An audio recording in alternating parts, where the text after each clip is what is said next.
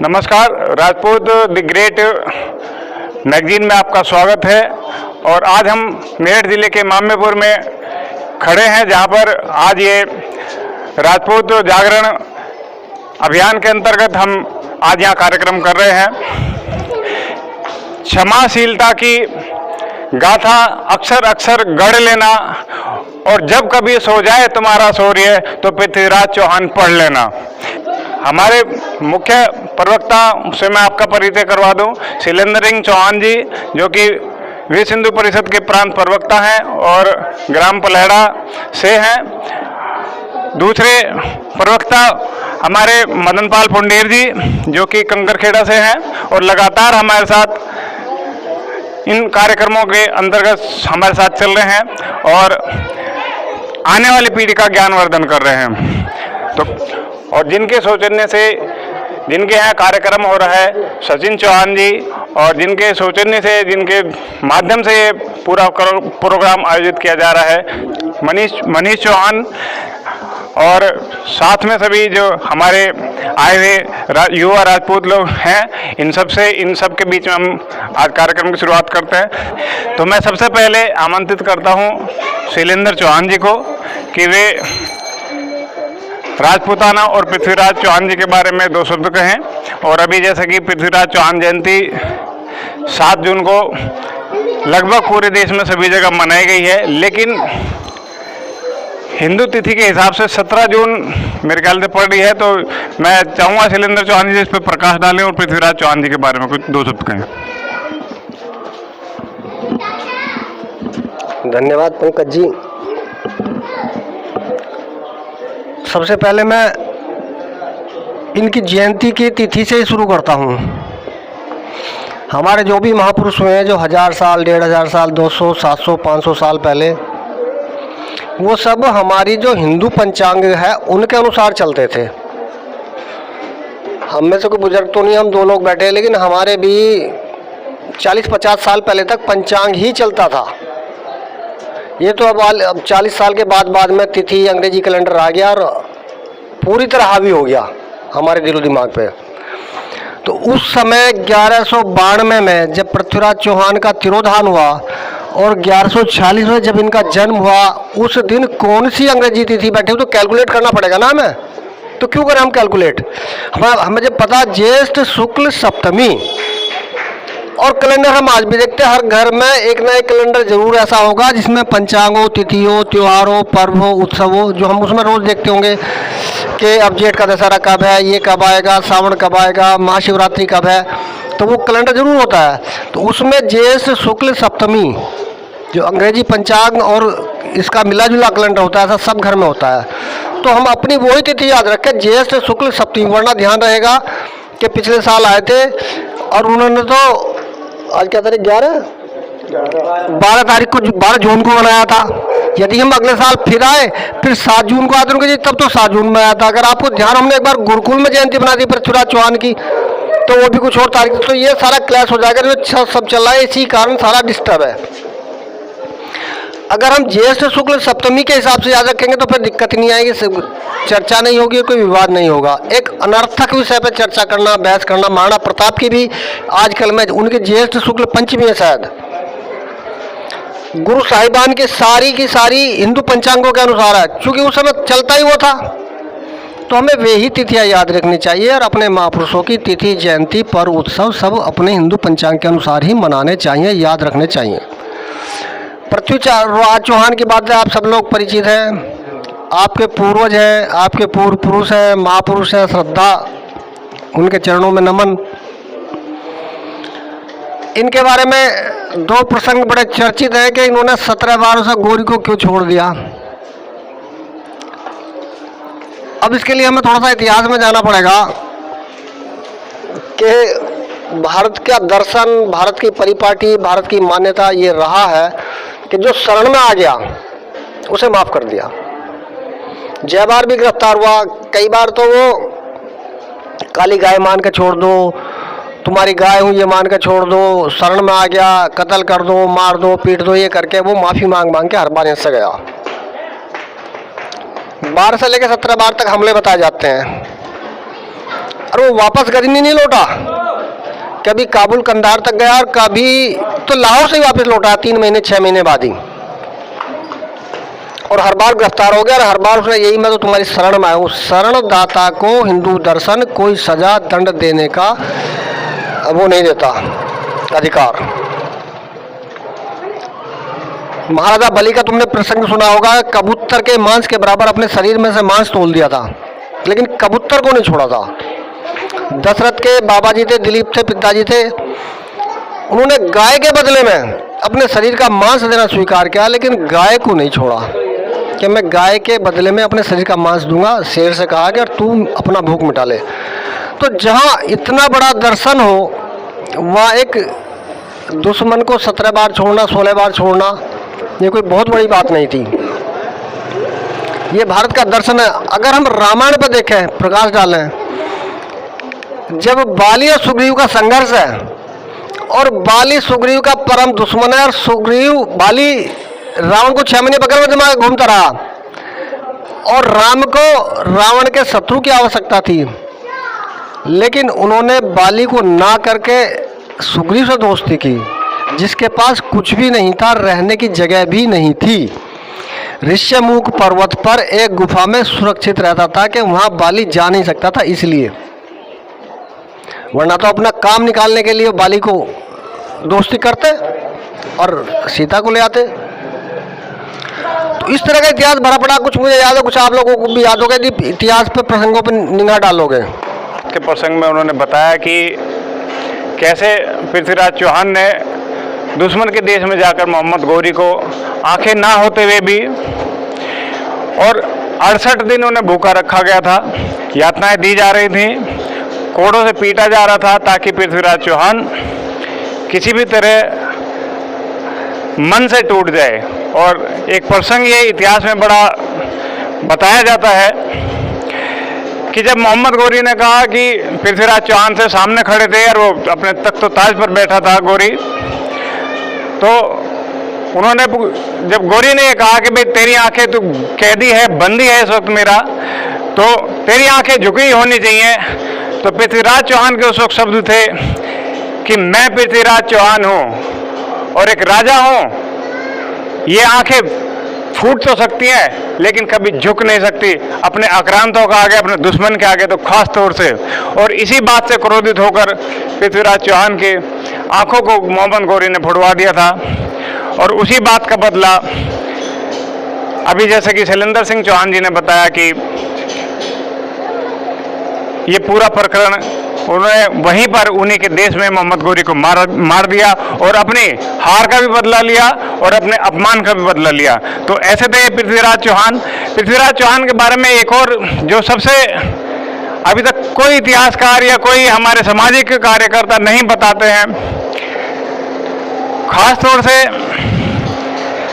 ये युवाओं के लिए, हमारे बीच युवा बैठे हैं, युवाओं के लिए बहुत जानने लायक बात है कि सबको पता है पृथ्वीराज चौहान को स्वरभेदी बाण का ज्ञान था, लेकिन कितने लोगों को पता है उन्होंने सीखी कैसे ये कला। हमारे युवा साथी ने, क्या नाम आपका? कार्तिकेय ने बड़ा अच्छा सही बताया कि उससे पहले सिर्फ भगवान राम के पिता दशरथ जी को ये विद्या आती थी, और उसके बाद ये विद्या विलुप्त हो चुकी थी। और क्योंकि पृथ्वीराज चौहान जी एक जिद्दी टाइप के व्यक्ति थे बचपन से ही, उन्हें जब ये ऐसी, जैसे हम बात कर रहे हैं, ऐसी उस वक्त भी कथा चौपाली लगती थी, और उस वक्त ये प्रसंग आया कि भाई एक स्वरभेदी बाण भी होता है जिसको चलाने से आदमी केवल आवाज़ से किसी को भी मार सकता है। तो पृथ्वीराज चौहान जी, क्योंकि अपने स्वाभाविक गुण के कारण, उन्होंने ठान लिया कि मैं इस कला को सीखूंगा। अब सीखें किससे? तो सीखने वाली बात जब उन्होंने पता की, अपने गुप्तचर भेजे भी कहाँ कैसे सीखा जा सकता है, तो ये उन्हें ये पता लगा मध्य प्रदेश और उड़ीसा के कुछ हिस्सों में वे आदिवासी रहते हैं जो उस वक्त, क्योंकि ये कहानी सीधे द्रोणाचार्य और एकलव्य से भी कहीं जुड़ी हुई है, आदिवासी जो वो लोग थे जो इस वक्त पृथ्वीराज चौहान के टाइम में भी थे, उनके अग्रज, वो एकलव्य के टाइम के आदिवासी थे, वहाँ से ये परंपरा उनके अंदर चलती आ रही थी। तो ये उड़ीसा में और मध्य प्रदेश के एक जंगल है उसमें वो लोग रह रहे थे उस वक्त। तो उन्हें पता करते करते ये वहाँ तक पहुँचे और कहा, अपना परिचय दिया। 4-5 अपने साथ विश्वसनीय सैनिकों को लेकर के गए थे, क्योंकि युवराज थे, कम उम्र के थे। तो इन्होंने वहाँ प्रार्थना की, मुझे ये स्वरभेदी बाण चलाना सीखना है। लेकिन उन आदिवासियों में, क्योंकि एकलव्य का अंगूठा उस वक्त द्रोणाचार्य ने मांग लिया था, तो उस वक्त से ही ये परंपरा चली आ रही थी। जैसे आज के टाइम में हम लोग दशहरे के दिन रावण को जलाते हैं, ऐसी उनके अंदर भी ये परंपरा चली आ रही थी कि भाई इन्होंने अंगूठा मांगा था, इसलिए किसी भी राजपुत्र को हम ये विद्या नहीं सिखाएंगे। तो वो परंपरा चलती आ रही थी तब से। और इस परंपरा को आगे बढ़ाते हुए उन्होंने मना कर दिया पृथ्वीराज चौहान जी को कि हम ये धनुष विद्या आपको नहीं सिखाएंगे, स्वरभेदी वाली। तो क्योंकि पृथ्वीराज चौहान बड़े जिद्दी थे, उन्होंने भी सोच लिया था सीख के जाना है। तो वहीं आदिवासियों के बीच में जंगल में रहे 3 महीने और उनकी सेवा की, सब कुछ किया। 1-2 लोगों को उस वक्त उनमें से भी आती थी जो उनके गुरु थे, उन्हें प्रसन्न किया। धीरे धीरे 2-3 महीने में जाके एक दिन वो कहने लगे, भाई ऐसा एक बात पे मैं आपको सिखाऊंगा, यदि आप भी एकलव्य की तरह अंगूठा दान दे दोगे। तो बाकी जो 3-4 सैनिक थे वो तो डर गए और ये कहने लगे, मैं अपना अंगूठा दान देने के लिए तैयार हूं। तो इनके साथियों ने समझाया कि अंगूठा यदि आप दे दोगे, ना आपसे उस वक्त तलवार चलेगी, ना भाला चलेगा, ना धनुष चलेगा, जिससे पूरे आपको राज्य चलाना है। आगे उन्होंने सावधान किया। लेकिन पृथ्वीराज अपनी जिद के कारण कहने लगे, नहीं, मैं अपना अंगूठा काट के यदि मुझे धनुर्विद्या स्वरभेदी आती है तो मैं बिल्कुल इसी चीज के पीछे मैं अपना अंगूठा काटने के लिए तैयार हूं। जैसे उन्होंने कटार निकाली और काटने ही वाले थे, तो जो आदिवासी गुरु थे उन्होंने रोक दिया एकदम पृथ्वीराज चौहान को। कहने लगे, तुम अपनी परीक्षा में सफल हुए, इन्हें किसी को नहीं सिखाऊंगा, सिर्फ क्योंकि तुम अपनी परीक्षा में सफल हुए तो तुम्हें ही सिखाऊंगा। तो ये इन्होंने वहां से ये स्वरभेदी धनुष चलाना सीखा था कि कैसे। ये इतिहास में हमारे बहुत लोग नहीं बता पाते। मैं अपने युवाओं को खासतौर से ये प्रसंग इसलिए बताया है कि आज के टाइम में भी यदि जिंदगी में आगे बढ़ना है तो कोई ना कोई अपने अंदर एक ऐसा खास गुण पैदा करना पड़ेगा, किसी भी फील्ड में, चाहे साहित्य के क्षेत्र में हो, शिक्षा के क्षेत्र में हो, इंजीनियरिंग के क्षेत्र में हो। लेकिन आपको नंबर 1 तक जाना पड़ेगा, आपको उस चीज का एक्सपर्ट बनना पड़ेगा। तब जाकर के आपके अंदर वो गुण पैदा होंगे कि आने वाली पीढ़ी आपका इसी तरह नाम ले रही होगी जैसे कि पृथ्वीराज चौहान का आज हम ले रहे हैं। सिर्फ किस वजह से? उनकी जीत इस वजह से हुई, वे हारने के बाद भी सिर्फ इस वजह से जीते कि उनको स्वरभेदी धनुष चलाना आता था। और ये उनका बहुत बड़ी उपलब्धि थी, गुण था, उनकी काबिलियत थी। तो मैं कार्यक्रम को आगे बढ़ाते हुए मदन पाल पुंडीर जी को आमंत्रित करता हूँ, वे 2 शब्द हमारे राजपूताना और पृथ्वीराज जी के बारे में बताएं। उपस्थित सज्जनों, सभी को मेरा नमस्कार। सम्राट पृथ्वीराज चौहान जी के बारे में हमारे जो सहयोगी हैं शैलेंद्र चौहान जी ने उनके बारे में काफ़ी उनके गुणों को व्याख्यान दिया है। मैं उस पर ना जा करके मैं एक जो अभी पंकज जी ने कहा कि राजपूत जागरण अभियान चला रहे हैं, मैं राजपूत जागरण अभियान के ऊपर मैं कुछ बोलना चाहता हूँ कि हमें इसकी आवश्यकता क्यों पड़ी और हम इसमें क्यों इसमें लगे और क्यों हम गांव-गांव जा कर के इस चीज़ का परिचय दे रहे हैं। आप लोग भी सब समाज के सभ्य व्यक्ति हैं। आजकल इंटरनेट पे, मोबाइल पे सब कुछ, सबका परिचय मिल जाता है, कौन क्या कर रहा है, कौन क्या नहीं कर रहा है। अभी अभियान चलाने का हमारा पहला मकसद यह है कि हमारे आने वाली जनता यानी युवा पीढ़ी को ये पता चल जाए कि हमारे पूर्वज जो कि शासन में रहे हैं किस प्रकार के थे, किस प्रकार की उनके अंदर अपनी कलाएं थी, वो आज की नई पीढ़ी को उसका ज्ञान नहीं है। उस ज्ञान से भी परिचित कराना है कि हमारे पृथ्वीराज चौहान या अन्य सम्राट जो हिंदू राज्य में रहे हैं, अपना राज्य चलाया है, उनसे परिचित कराना है। अब अभियान चलाने की आवश्यकता इसलिए पड़ी, हमारे राजपूत समाज के अलावा अन्य समाज के लोग हमारी विरासत को छीनने के लिए तैयार बैठे हैं। उस विरासत को हमें कैसे बचाना है, ये हम लोगों ने विचार विमर्श किया और इस विचार विमर्श करने के बाद में हमने अभियान की आवश्यकता समझी। मैं नवयुवकों से मैं निवेदन करना चाहता हूं कि आप लोग इसमें अधिक से अधिक भाग लेकर के अपने पूर्वजों का मान सम्मान रखते हुए उसको अपने पास ही विरासत के रूप में संरक्षण दें। गुज्जर समाज इस मामले में सबसे आगे उठ करके सामने आया है। एक हमारे महाराणा प्रताप जी को अभी उन्होंने कुछ हाथ में लगाया, उसकी वजह यह है कि हम उनको पहले मान सम्मान पहले से देते चले आए। पृथ्वीराज चौहान जी को भी हम ऐसे ही सामने लाना चाहते हैं, उससे ये लगे कि ये इस समाज के महापुरुष हैं। मैं नवयुवकों से यही है कि इसमें बढ़ चढ़ करके आप अपने क्षेत्र को एकता बनाएं, जागरण अभियान को कामयाब बनाएं और हमने इसके लिए हर गांव में जा करके इसकी शुरुआत शुरू करी है और परिचय के तौर पर हम उनकी मूर्ति स्थापना का भी हमने प्रोग्राम बनाया और मूर्ति स्थापना बड़े बड़े गांव में रखी ताकि जो बाहर के लोग निकलेंगे जब उस रास्ते से तो उनको यह आभास होगा कि ये राजपूतों का गांव है। इससे ज़्यादा मैं आपको कुछ नहीं कहना चाहता, इतना ही। अगर जागरण के लिए इतने शब्द बहुत ज़्यादा हैं। नमस्कार। जैसा कि मदन पाल पुंडे जी ने बताया कि राजपूत जागरण हम लगातार अभियान चला रहे हैं और बात ये आती है कि हम जिन पूर्वजों की बात करते हैं बार बार, हमारा युवा उन पूर्वजों से सीखता क्या है। और हम अन्य समाज में जब बात करते हैं तो वो कई बार आपके सामने भी प्रश्न आए होंगे ये वाले कि जी ठाकुरों ने किया ही क्या है, आए आप लोगों के सामने भी। और एक तरह से एक ये भी आया होगा कि भाई ये तो राज ही करते थे, बाकी तो इनके बस की तो कुछ है नहीं करना, और अब राज तो छिन चुके। तो कई बार आप लोगों के सामने भी मैंने सुना है एक दो बार तो हमारी ठाकुरों ने कहा है कि जी सारे तो यूँ कह रहे हैं ठाकुरों की ठा तो खत्म होगी, कुरकुर रह गई।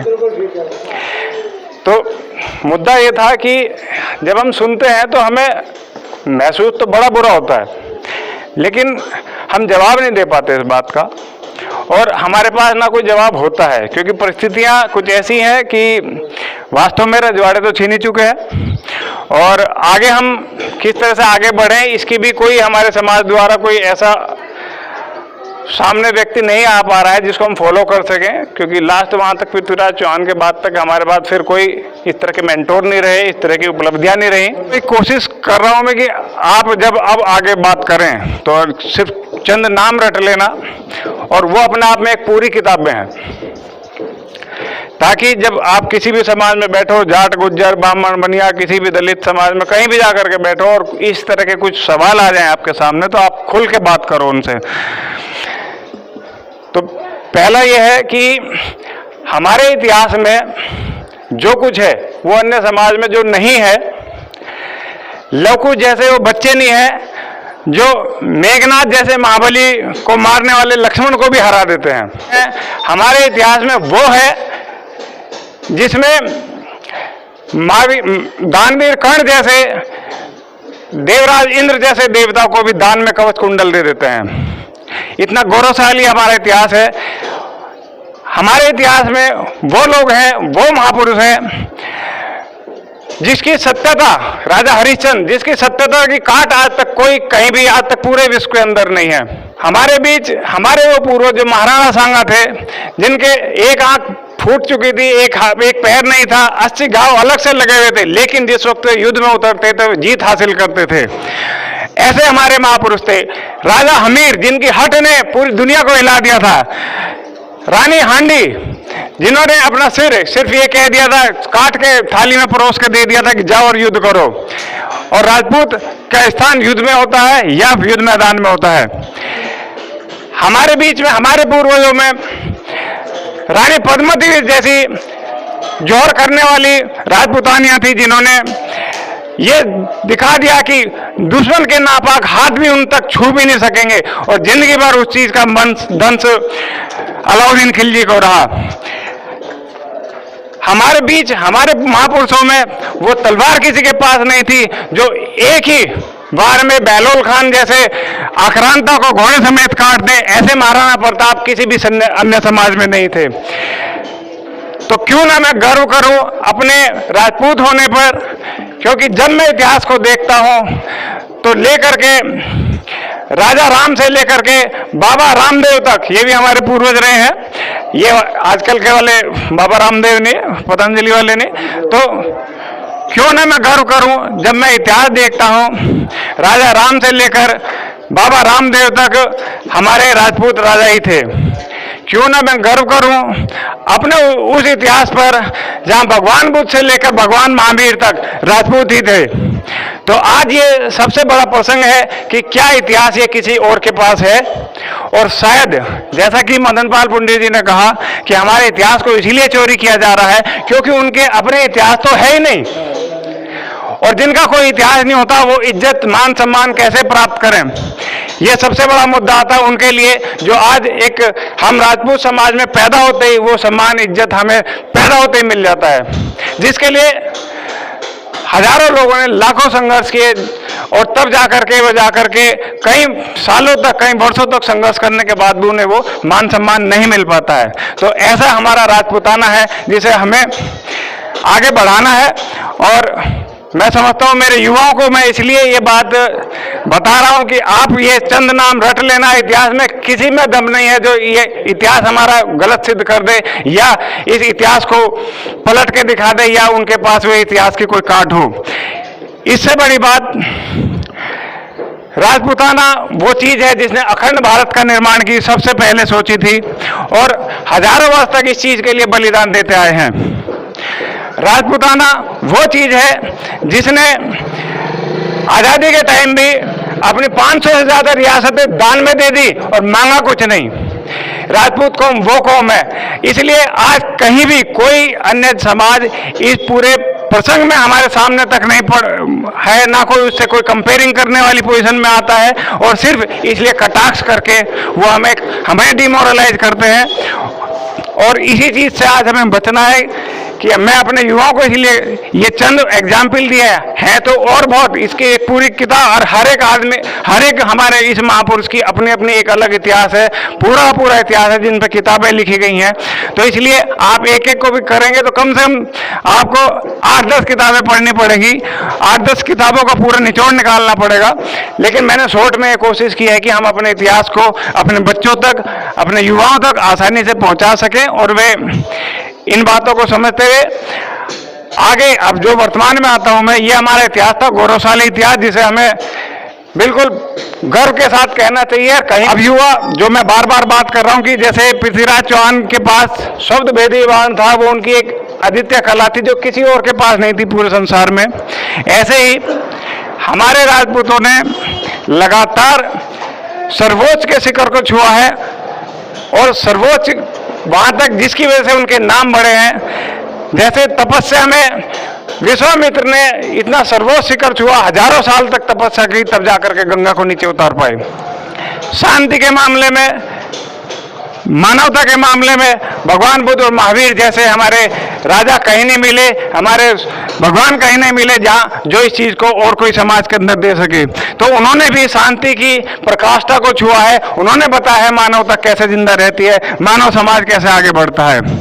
ऐसे ही पृथ्वीराज चौहान जी का मैं बता ही चुका, महाराणा प्रताप जी का बलिदान में जिनके पास जी, इसका भी प्रसंग आज तक बहुत कम लोग मैंने अपने राजपूतों के मुंह से सुना है, और जिस बात की सबसे ज्यादा चर्चा होनी चाहिए थी उस बात का सबसे कम चर्चा की गई है।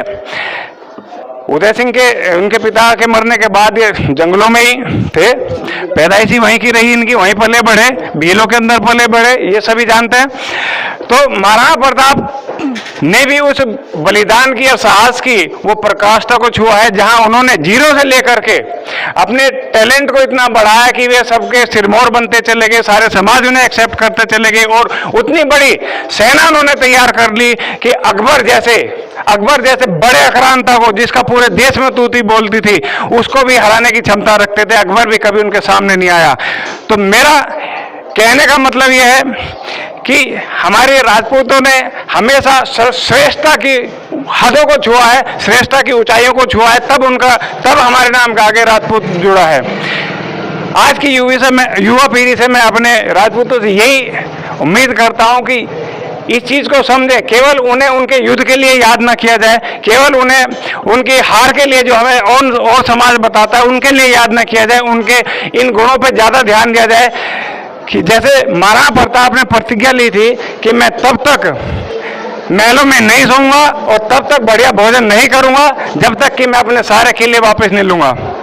पता है इस प्रतिज्ञा के बारे में?